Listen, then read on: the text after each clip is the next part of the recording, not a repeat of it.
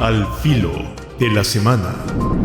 Análisis de temas nacionales e internacionales con un enfoque diferente. José María Tojeira, al filo de la semana. Buenos días, buen día a todos los que nos acompañan en el programa del filo de la semana. Vamos hoy a comenzar con un tema que ha sido constante en los medios de comunicación, que es el tema de la minería. Hay un rechazo bastante masivo y muy constante de la tendencia expresada por el presidente de derogar la ley de minería. Se rechazan los argumentos, etcétera. La minería es peligrosa, lo sabemos.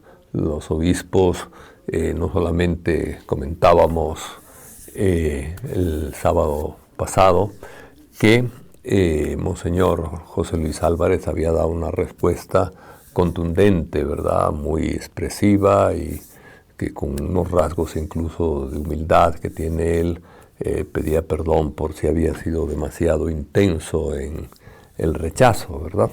Para los que no estuvieran de acuerdo con él, pues él decía que pedía disculpas. Pero yo creo que hay un gran sentimiento de que la minería es peligrosa para el país, ¿verdad? Y esta semana, pues, las palabras del arzobispo fueron ratificadas plenamente por toda la conferencia episcopal, ¿verdad? Es decir, un montón de obispos, incluidos algunos obispos ya eméritos, es decir, ya jubilados, que también firmaron, etcétera. Todos los obispos que están en función de obispos, ¿verdad? Que tienen diócesis, todos firmaron, lo mismo que los auxiliares, pero además también los obispos eméritos, ¿verdad? Que siempre los invita a la conferencia episcopal a estar con ellos. Ahí, de un modo especial, el cardenal Rosa, pues, él expresado de distintas maneras, ¿verdad? Su apoyo constante a la oposición a la minería. Pues esto es lo que hay. Los obispos insisten que la salud está antes que cualquier otro valor en el país y que la minería es una amenaza grave para la salud y que hay que actuar en consecuencia, ¿verdad? Es decir, sabiendo pues no invertir en algo que deja muy poca ganancia al país y mucha destrucción, porque hay destrucción que la deja claramente, ¿verdad? Es decir, si una mina a cielo abierto ocupa 100 o 150 hectáreas, esas hectáreas son inaprovechables para años, ¿verdad? Y eso cada mina. Y que nos deja el 2 o 3% de las ganancias, que no son tan enormes como dicen, ¿verdad? Es decir, es muy poco. Miren, una mina de esas puede ganar $1,000 millones. Bueno, ¿qué significa el 1% de 1,000 millones? El 1% es más o menos 10 millones, ¿verdad? Es decir, 10 millones por un destrozo de 150 hectáreas con el riesgo de envenenar el agua, los ríos, etcétera, etcétera. La verdad que no compensa, ¿verdad? Y ellos dicen, no, pues es minería verde, vamos a sembrar árboles. ¿Qué van a sembrar? 1 hectárea, 5 hectáreas de árboles y destruir 150 hectáreas. Eso no cuaja, ¿verdad? Es decir, hay mucha trampa. Es decir, uno puede entender que hay minerales que se necesitan, que hay países que tienen grandes extensiones de terreno donde no vive nadie o donde vive muy poca gente y que pueden correr el riesgo, ¿verdad? Porque el beneficio es un poco mayor. Pero aquí el riesgo es mucho mayor que el beneficio. Y entonces es lógico estar en contra de ello. Bien, eso sobre esto que ha sido tendencia fuerte en esta semana. También el tema de los presos sigue siendo una tendencia, sobre todo a partir de los familiares, ¿verdad? Es decir, bueno, hay una exigencia de visita familiar que es una exigencia con todo el derecho de la parte, ¿verdad? Es decir, la visita familiar es un derecho de los presos que se puede obviar durante un tiempo, pero 2 años sin visita familiar es una locura. O 5 años, porque hay algunos que llevan sin visita familiar desde la pandemia, ¿verdad? Eso sí es realmente un atentado contra la legislación internacional, contra los principios de cómo se debe tratar a los presos, etcétera, etcétera, ¿va? Y también contra la rehabilitación, que es una de las tareas constitucionales de las cárceles. La familia ayuda a la rehabilitación, mucho más que la dirección de los centros penales. Ahí no hay que ser ingenuo. La solidaridad con el delincuente que tiene su familia le ayuda al delincuente a corregirse, porque le conecta con el cariño, con el aprecio, con el perdón, con toda una serie de valores que en la familia se realizan, que con frecuencia desde el Estado no se les da importancia, pero que son mucho más importantes que los planes del Estado de rehabilitar a la gente. Es decir, ahí no hay que engañarse. La familia siempre es más importante que el Estado a la hora de sembrar valores en los corazones de las personas. Bien, otros temas pendientes es que a los presos no les dan tiempo ni medios adecuados para la preparación de su defensa. No tienen posibilidades de comunicarse libre y privadamente con su defensor, ¿verdad? Es decir, las restricciones indebidas al régimen de visitas o la incomunicación coactiva puede llegar a constituir formas de tratos crueles, inhumanos y degradantes. ¿Qué significa eso? Que este tipo de privación de la comunicación con los familiares puede convertirse en una forma de tortura psicológica, y la tortura, si es un delito que no prescribe y un delito con una condena internacional muy fuerte. Hay que recordar que a Pinochet, que tenía las garantías de ser ex jefe de Estado, que son garantías que generalmente protegen bastante a nivel internacional en las legislaciones a los ex jefes de Estado, Pinochet fue retenido en Inglaterra acusado de tortura, porque la tortura sí es un crimen que se persigue en todo el mundo, ¿verdad? Entonces, sí deberían pensar un poquito más en estos temas, ¿verdad?, de derechos humanos y legislación internacional antes de meterse con tanta fuerza a castigar en algo tan fundamental como es la visita familiar para un retenido y preso, ¿verdad? En general es muy contrario al principio 18 de los principios y buenas prácticas sobre la protección de las personas privadas de libertad de la Comisión Interamericana de Derechos Humanos, por esa razón, ¿verdad? Y como digo, pues llevamos más de 4 años sin visita familiar. El Departamento de Economía de la UCA ha hecho un balance de la economía del país.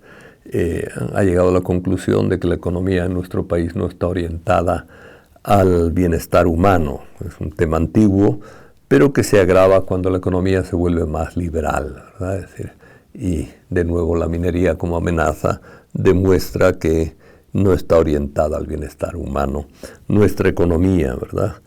Desde el año 2000, también en este informe, y esto es importante, se resalta que desde el año 2000 el salario mínimo creció un 39%.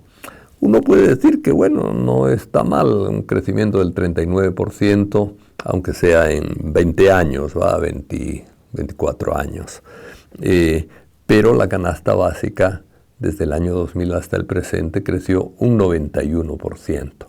De manera que el salario mínimo cada vez cubre peor la canasta básica y cada vez hunde más a la gente en la pobreza. Es decir, eso es pura matemática. Ahí no hay manera de llevar la contra a lo que estamos diciendo. El salario mínimo cada vez es más mínimo. ¿Por qué? Porque la canasta básica, que es con la que se mide la presencia de la gente en la pobreza o no, ha subido mucho más que el salario mínimo.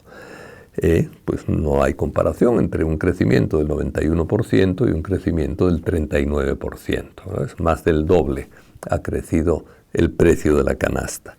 Bien, ahí de nuevo pues es necesario el repensar el salario mínimo en El Salvador. Ya debía haberse dado en este año 2024, no parece haber trazas, todavía no ha terminado el 2024, pero no parece que y de todas maneras ya se implementaría en el 25 si se dieran estos últimos días, pero no se habla de eso, de manera que quién sabe cuándo vendrá el alza del salario mínimo que debía haber sido realizada en este año 2024, ¿no?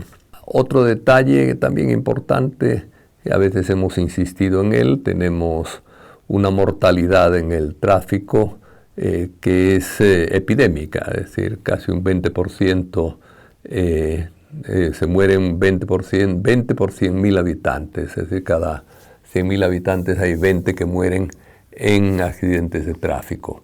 Según la Organización Mundial de la Salud, cuando hay muertes en una proporción de más de 10 por 100.000 habitantes, hay que tratar el tema como epidemia, dándole una importancia especial, revisando las leyes, las normas, etc. Bueno, con las motos hay cada vez más muertos, es la noticia que ha salido, que van aumentando las muertes en moto.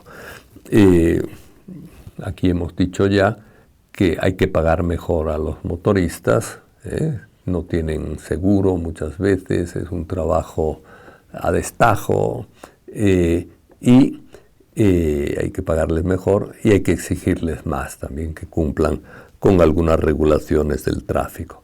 Son jóvenes, tienen un trabajo mal pagado, cuanto más servicio hagan, más pueden ganar, un poco más, ¿verdad?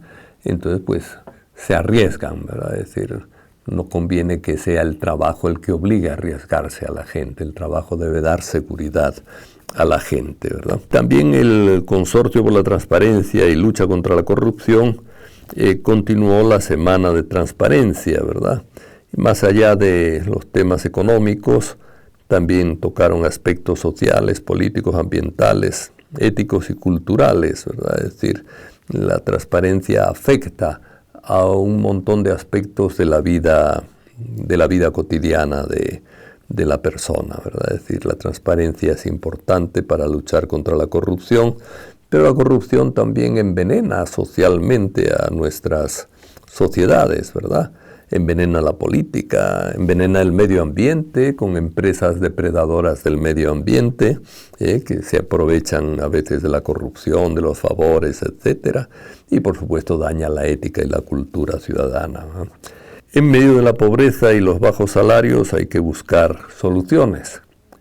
Una de las soluciones que algunos han propuesto, que es interesante, hacen un cálculo de lo que podría significar que hubiera un impuesto predial.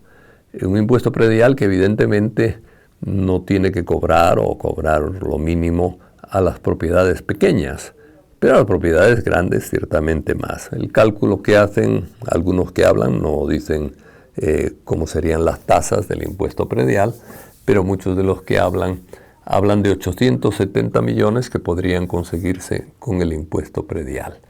Entonces, es una cantidad buena. Ojalá se piensen en impuestos a los más ricos, ¿verdad? ¿Cómo puede ser que haya una casa en la playa de casi una manzana de terreno y que no cobren impuestos por ella mucho más fuertes al que ya tiene otra casa en la ciudad, como no le cobran impuestos más fuertes, ¿verdad? Es decir, pueden pagarlos, que los paguen. La centralización del poder se observa en los decretos legislativos. Un estudio de Observa El Salvador lo ha ratificado y queremos terminar ya pues hablando de la Navidad. Estamos ya preparándonos cerca para la Navidad y en general las oraciones de la Iglesia insisten en dos temas: que debemos estar en una actitud de vigilante espera. ¿Qué significa vigilante espera? Bueno, pues si lo que viene hacia nosotros es el amor y la solidaridad de Dios con nosotros, la vigilante espera es crecer nosotros también en solidaridad y en amor a nuestros prójimos. Y la otra oración que suele ser típica de este tiempo de preparación para la Navidad es una oración que hace la Iglesia pidiendo que nuestros corazones estén firmes allá donde están las verdaderas alegrías. Este es bien importante. Hay gente que pone su alegría en el consumo, o en la bebida, o en otras cosas, ¿verdad? Bueno, nuestros corazones, si queremos prepararnos para la Navidad, deben estar firmes donde están las verdaderas alegrías, que es en la amistad, en el cariño familiar, construcción de una sociedad más fraterna, etc. Y con esto nos despedimos. Al filo de la semana. Análisis de temas nacionales e internacionales con un enfoque diferente. José María Tojeira, al filo de la semana.